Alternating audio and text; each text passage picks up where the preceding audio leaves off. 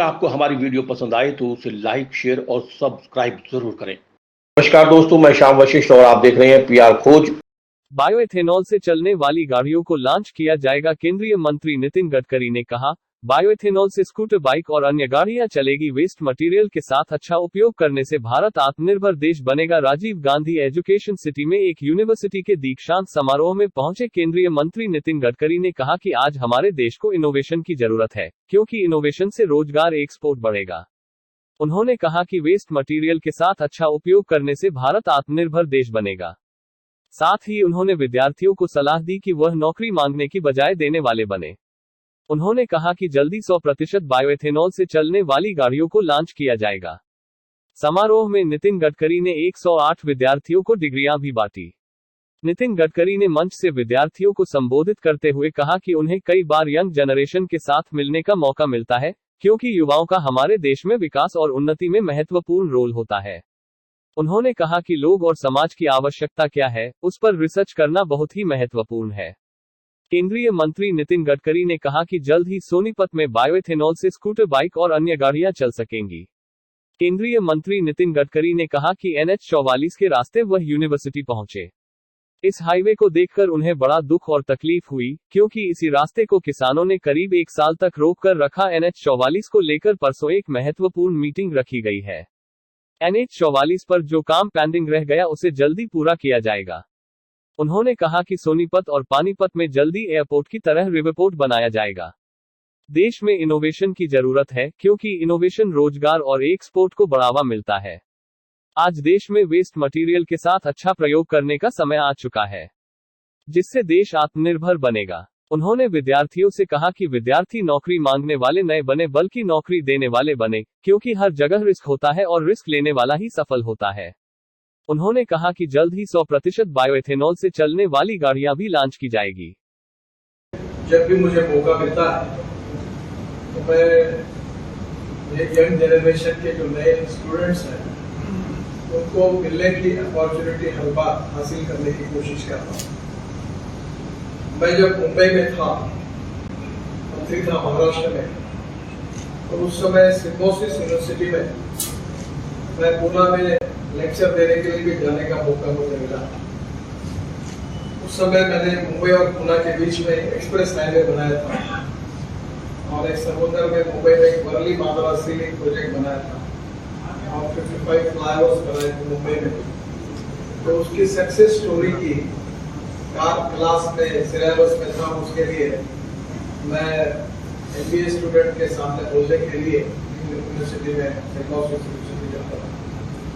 आजकल मुझे समय मिलता नहीं, मैं आपके जितना होशियार भी नहीं हूँ, पर मैं ये मानता हूँ कि आपका रोल बहुत इम्पोर्टेंट है। I always tell it to the students 2 important philosophies. One is knowledge as a power. The innovation, entrepreneurship, science, technology, research, skill and successful practices, we name it as knowledge, and conversion of knowledge into wealth in the future. And the second thing which I always insist, that is no one is best, no material is best, no person is best. It is depending upon the appropriate technology and vision that you can convert best into wealth. And these 2 important philosophies are very much related with your profession. मेरा आपसे सुझाव है कि जो material best material है उसका उपयोग करके अगर आप वैल्यू एडिशन करके प्रोडक्ट डिजाइनिंग करोगे तो फायदा होगा। जिसमें बाबू है, रूरल एग्रीकल्चर, ट्राइबल इकोनॉमी हमारी बहुत प्रॉब्लम है। हमारे टोटल GDP में हमारा 22% कंट्रीब्यूशन मैन्युफैक्चरिंग सेक्टर से है, 52 to 56% सर्विस सेक्टर से आता है और 12% एग्रीकल्चर से आता है। एग्रीकल्चर में 65% पॉपुलेशन एग्रीकल्चर पे डिपेंड होती है।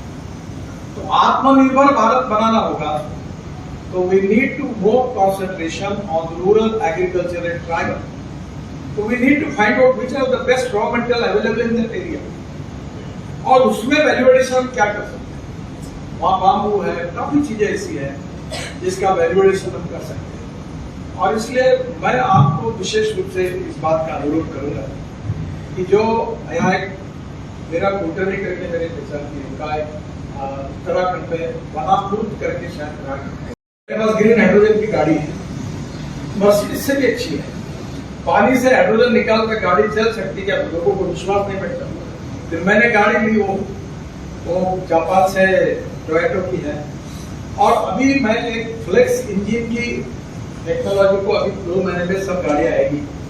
बजाज, टीवीएस और हीरो की पूरी स्कूटर्स आ गई, ऑटो रिक्शा आ गई, और अभी टोयोटा, हुंडई, सुजुकी सबकी गाड़ियां आ गई है। You have a choice. आपको मालूम है कैमरी करके एक टोयोटा की गाड़ी थी, वो पेट्रोल डाल के 60% पेट्रोल उसी से बिजली तैयार करती थी और इलेक्ट्रिसिटी 40% देती थी।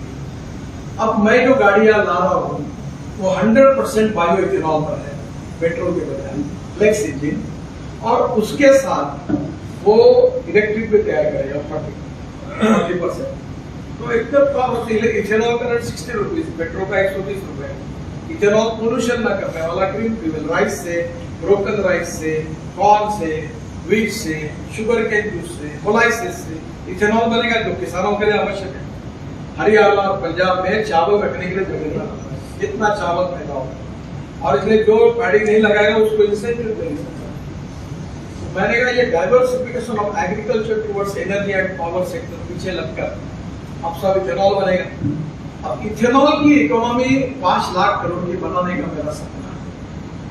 Nothing is impossible. Impossible word itself it means that it's possible. मैं कभी यहाँ आता नहीं हूँ, अभी आज पहली बार मैं ये रोड देखा, मुझे भी काफी तकलीफ हुई, आपको कितनी होती है तो मैं महसूस कर रहा हूँ। और इसके लिए किसान आंदोलन जिन्होंने किया था उनके तरफ से मैं आपकी क्षमा मांगता हूँ, क्योंकि उन्होंने काम ही बंद करके रखा। पहले इसका काम एक को मिला था, मैं बहुत बार हैरान था, उसको टर्मिनेट किया, दूसरे को रिप्लेस किया। अब ये मेरे ध्यान में गलती आई। गलती यह आई कि जब एक में 2, 3, 4, 5 मंजिले की बिल्डिंग बन सकती है तो फ्लाईओवर क्यों नहीं बन सकते। तो अब मैंने अपने कॉन्स्टिट्यूशन में ऐसा फ्लाईओवर बनाया कि नीचे में रोड 8 लेन, ऊपर में 6 लेन फ्लाईओवर और उसके ऊपर में मेट्रो। और मैं चेन्नई में परसों प्रधानमंत्री जी के इसमें हमने बनाया कि नीचे में 8 लेन रोड, ऊपर में 6 लेन फ्लाईओवर, उसके ऊपर में 6 लेन फ्लाईओवर और उसके ऊपर में मेट्रो। अब पुणे में भी हम लोग पूरे अहमदनगर रोड पर शिरूर से भगोली तक ऐसे ही एलिवेटेड रोड बना है। तो मैं जब यहाँ का ट्रैफिक देख के आया तो मुझे अधिकारी कहते थे कि अब हम लोग Katra to Delhi express highway बना रहे, तो उसका काम काफी जोरों में चल रहा है। तो बोले इसका ट्रैफिक कम हो जाएगा, तो मुझे नहीं लगता है। तो मेरे यहाँ अभी परसों अगले सप्ताह में मीटिंग है पूरी इस रोड की, और मैं उन लोग कह रहा हूँ कि ये रोड के बिल्डिंग ब्रिजेस वगैरह आउटडेटेड हो गई टेक्नोलॉजी। अब इसको 2nd फ्लोर, 2 फ्लोर, 3 फ्लोर बनाओ ताकि लोग ऊपर के ऊपर निकल जाए। तो मैंने उस समय यमुना में जो गंदा पानी जाता है, इसके लिए गंगा को शुद्ध करने के लिए 40 नदियों को शुद्ध करने के लिए हमने योजना हाथ में ली थी, और उसमें मैंने 28,000 करोड़ दिए। उसमें सोनीपत पानीपत के दोनों प्रोजेक्ट पूरे किए, और मेरी कल्पना ये थी कि यहाँ से यमुना को शुद्ध करके उसका ट्रेजिंग करके यहाँ से सोनीपत पानीपत से दिल्ली, दिल्ली से मथुरा, मथुरा से आगरा, आगरा से इटावा और इटावा से इलाहाबाद, प्रयागराज। अब प्रयागराज से वाराणसी मैंने वाटरवेज बना लिया, 3 मीटर का block. Varanasi to Haldia 1350 kilometre मैंने वाटरवेज बना दिया। बांग्लादेश की प्रधानमंत्री जी ने मुझे रिक्वेस्ट की, तो मैंने घुसकर ब्रह्मपुत्रा से उंगली करके पोर्ट है बांग्लादेश में, वहां तक विजिट कर दिया। तो मेरी कल्पना ये थी कि पंजाब हरियाणा का मटेरियल सोनीपत पानीपत में जहाज पे बैठेगा और पूरा direct south east Asia, Indonesia, Malaysia, China और नॉर्थ ईस्ट को जाएगा। अब मैंने 70% काम पूरा कर दिया, और मैंने उस समय एक एमपीबीएस सी प्लेन लाया, जैसे आप डिजाइनिंग करते हो, तो एमपीबीएस सी प्लेन लाके उसके नियम बनाया। और मेरी कल्पना ये थी कि आप सोनीपत पानीपत या दिल्ली में प्लेन पानी पे उतरेगा, और यहाँ से डायरेक्ट उड़ते हुए सीधा डायरेक्ट आप कहीं भी जाओगे, इलाहाबाद में, प्रयाग में, वाराणसी में या नॉर्थ ईस्ट में या कोई भी तालाब में, जयपुर के झील में कोई उदयपुर में जाके कोई कर सके। जैसे हमारे पास एयरपोर्ट है, वैसे रिवर पोर्ट बनेंगे, सी पोर्ट बनेंगे। तो ये लगभग काफी काम हुआ। ये सब नए इनोवेटिव आइडियाज हैं और हमारा माइंड सेटअप जो है वो इनोवेटिव आइडिया से भरा हुआ है। आपको तो इसके लिए पहली बात है कि प्रोडक्ट डिजाइनिंग में तो इसको सबसे आवश्यकता है। तो मुझे ये इस बात की खुशी है कि आपको ये हमारे एक्सपोर्ट क्या होता है, हमारा इंपोर्ट क्या होता है, हमारी रिक्वायरमेंट क्या है। अभी परली में इतना वैल्यू अभी है गाजीपुर में जो कचरा है, मैं दिल्ली मेरठ हाईवे बना रहा था। पीआर खोज के लिए रणवीर रोहिल्ला के साथ श्याम वशिष्ठ।